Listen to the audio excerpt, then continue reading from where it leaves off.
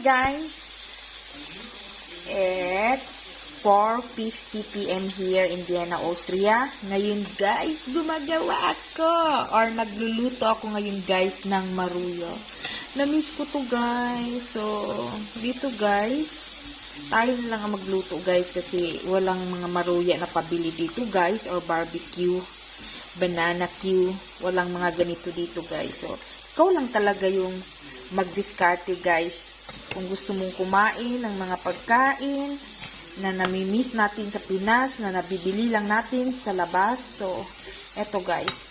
Ayan. Actually guys, itong saging guys, ano na to siya guys, yung frozen. So, ayun, giano ko lang siya, gi-untwist ko siya.